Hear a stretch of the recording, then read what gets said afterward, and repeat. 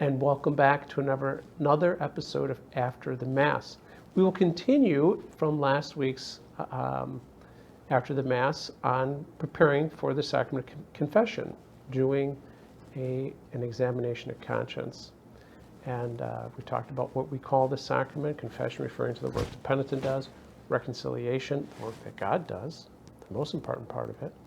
And then the word penance itself, which is that changing of our interior dispositions, like how we see things. Like when we receive a gift, do we see the gift giver, or do we get caught up in the gift and like, oh, I don't like this color and so forth. So in that whole sense of trying to change and put on the mind of Christ, as St. Paul would say it, it's a part of our examination of conscience, isn't it? Really looking and seeing ourselves the way that God sees us. And to not be afraid, because God knows everything about us. He sees everything about us. And what's beautiful is that He knows why we do everything we do, and why we say the things we do, and why we have the temptations that we do more than we do. And He likes to shed light on that in our lives so that we understand it better. Because the better we understand ourselves, the better we understand our temptations, the better we understand how we use the gifts that God gives us, the better we're able to do what? To imitate Jesus. And that's what this sacrament is about, isn't it? Changing us to become more and more like Jesus. So I always invite people to come to the sacrament regularly. Why? Because it continues to help us to mold and change our lives so that we look more like Jesus. We speak more like Him. We act more like Him. We begin to become less and less selfish in our lives. So we left off with Thanksgiving. And I'm going to go right back there again. So let's take a look at that again for the examination of conscience. Ignatius reminds us that week 2 is on the Incarnation. Render thanks to God for the favors we receive. And again, rendering thanks. It's something that should be a part of our lives. There should not be an hour in our life that goes by that we're not being thankful. Because if we're not, we're allowing something else in there to take away our peace, to take away our joy. We're not seeing God's presence in our life. And everything that He gives us is a sign of His presence. So, in fact, I'm just going to share with you right now something I am so thankful for. I'm going to share it with you. This is an image of Jason Mosier. On this day, 5 years ago, he was shot and killed in the line of duty here in Fargo. And today, our mayor of Fargo declared today is the Jason Mosier Day. And so we had a little program over at City Hall in the City Commission chambers to honor Officer Mosier and to pray for him and to honor all of our men and women who devote their lives to protecting us and being servants of our community.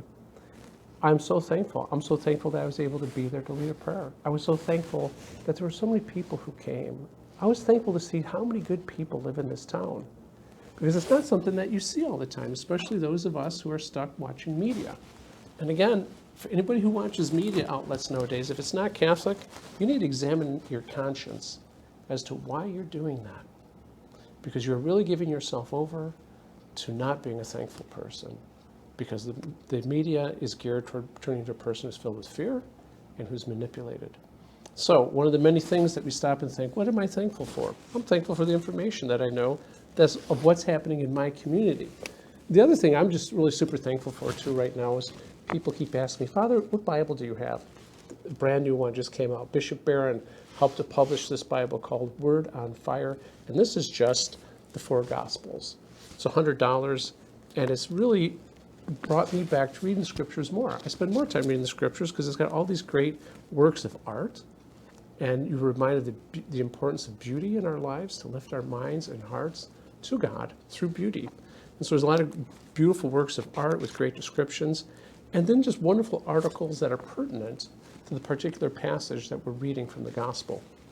It's a great gift. It's one of the treasures I received. And then just the other, what am I thankful? Just that I'm a priest. I'm still amazed and so thankful that God called me to the priesthood. I hope everyone lives that way in their own life, whether they're married like April, or those people who are even single.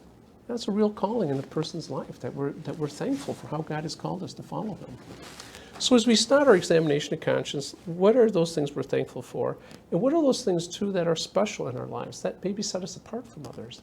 It could be our intelligence. It could be our sense of humor. It could be, for example, just being healthy, being able to help people do things. And so it's a good thing that we look at what are our gifts, because then we look at how are we using them. And this is an important part of our examination of conscience. How do we use the gifts that God has given us? So let's review what we understand about the word sin. I just heard a beautiful presentation about sin, the Anglo-Saxon word, from our deacon, Terry Fisher. He said sin reminds him of when you have a bow and arrow and you have a target and you miss it. And when you miss it, you hear the arrow go by your ear and it goes, sin. He says it's like sin going by. It's like here's your goal and you're missing your goal. And in fact, that is the Greek sense of the word of sin. The word is hamartia. It means to miss the mark. Also, the Latin language has an interesting word for sin, peccata, and it refers to cows. And their idea was that they saw a cow seeming to them wandering aimlessly. An animal that doesn't even have a goal, but is just wandering through life aimlessly. And that was the Roman sense of sin, that you don't even have a goal in life. You're just kind of wandering through life aimlessly. And then, of course, there's the Jewish sense of sin. We'll hear in the Psalm, for example, if today you hear his voice, harden not your heart. One of the primary senses of sin among the Jews was that to not listen to God, because God is always speaking to us, all the time. And it's how terrible for us to not turn our ear and to listen to God's word. But the Christian sense of sin is yet somewhat different, isn't it?